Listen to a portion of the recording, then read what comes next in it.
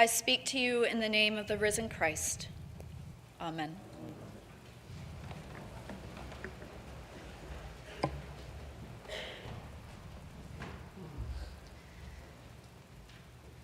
When I was in high school, I had a falling out with my very best friend. Now, we had been best friends since grade 1, and it was the kind of friendship where I moved away for a couple of years with my family, and when I came back, we were able to just pick up where we left off as if no time had gone by at all. And same thing with her.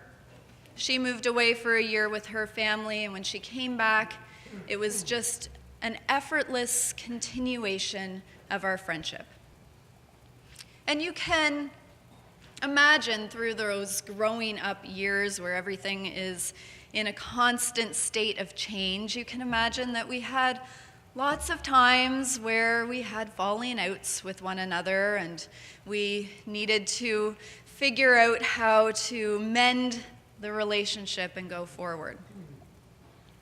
But this time, it was the end of high school. This time it was my fault.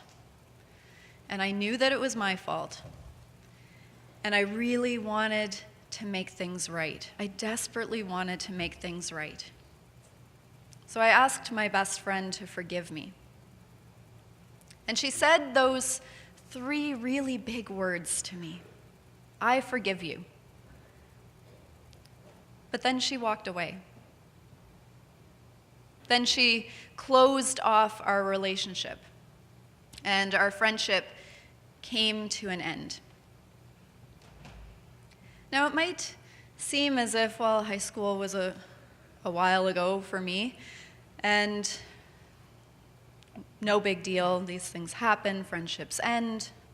I felt the absence of her friendship for years.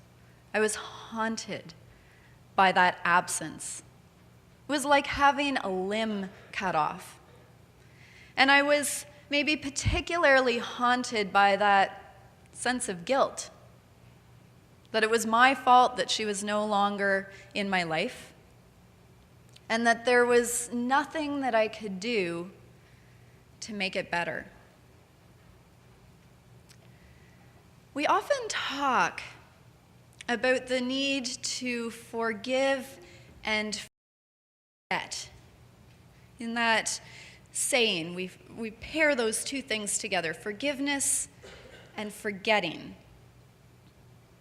I'm not sure that we can always forget when somebody has hurt us.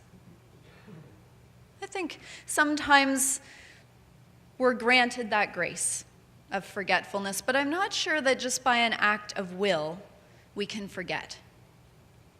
And I'm not sure that we need to forget in order for forgiveness to take place. But I am sure that forgiveness is more than just words. I am sure that there is another piece to forgiveness that is needed in order to make forgiveness powerful and meaningful. So if it's not forgive and forget, what is it? Throughout the season of Easter, forgiveness runs as an undercurrent, a theme through our Easter reflections, even though the word forgiveness rarely comes up in these Easter stories. So let's consider this Easter story that we just heard from the Gospel of John. Now, I don't know whether you caught it, but there's a really funny detail that is included in this Easter story.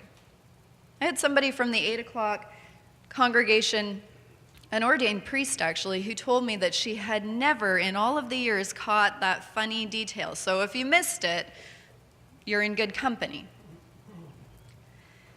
It makes me almost want to laugh out loud. It's the moment right near the beginning where the disciple Peter takes off all of his clothes to go fishing, and then puts his clothes back on to jump into the lake. It always makes me want to laugh. But it was this week that it finally dawned on me that in fact this isn't just some funny detail that's being included and passed along down through the remembrances.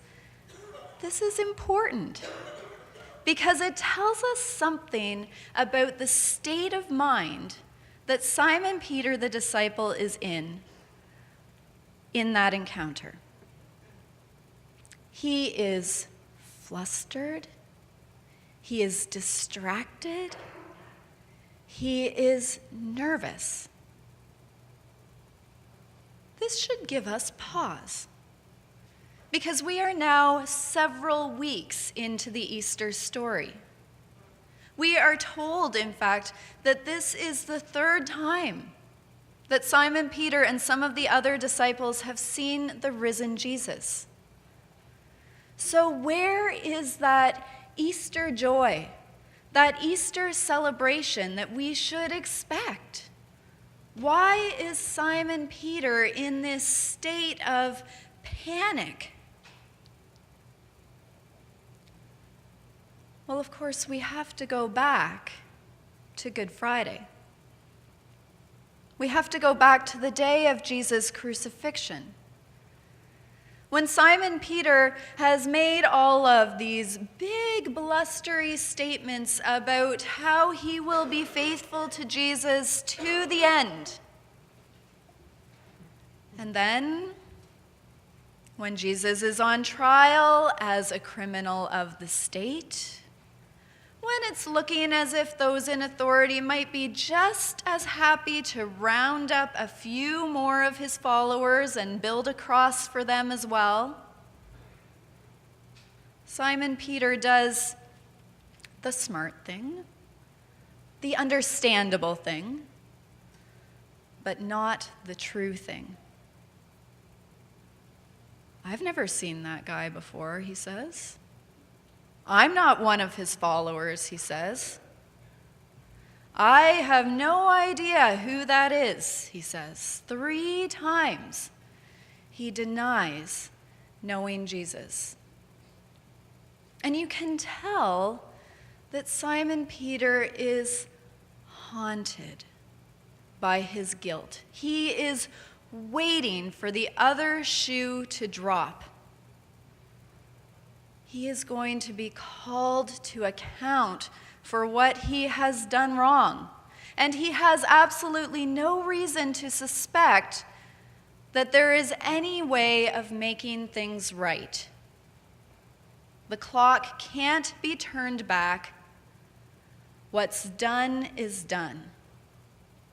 And so here he is at daybreak, out fishing without any clothes on. And then he puts his clothes on and jumps into the lake, and he swims to shore. Have you ever tried swimming with your clothes on? It's not that easy. The rest of the disciples, they just row the boat to shore. I can imagine him then sitting through breakfast in his sopping wet clothes, probably fidgeting away, picking nervously at his food, trying not to make eye contact with Jesus. And then it happens. He can't outrun his guilt any longer. Jesus confronts him. But not in the way that Simon Peter is expecting. "Simon, son of John, do you love me?" Jesus asks it once. "Simon, son of John, do you love me?" Twice. "Simon, son of John, do you love me?" 3 times. Now you'll notice that Jesus at no point says those 3 words, "I forgive you." And yet he offers that forgiveness in a concrete and powerful way.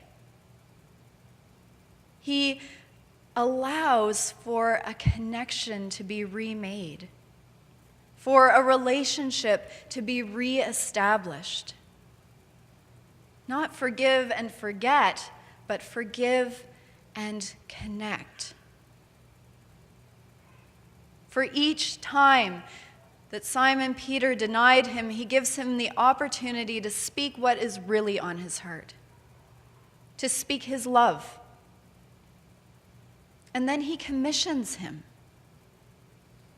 He commissions him to live out that love and that relationship in actions of generous and compassionate service. Feed my sheep, tend my lambs, get to work. Now, we believe in a God of mercy and forgiveness. We speak of God's forgiveness in a lot of different ways throughout our communal worship, and we're invited in our daily prayers to be honest about our shortcomings and failings and to trust in God's forgiveness. I suspect that this gospel story gives us a model for what God's forgiveness looks like. That God also doesn't forgive and forget, God forgives and connects.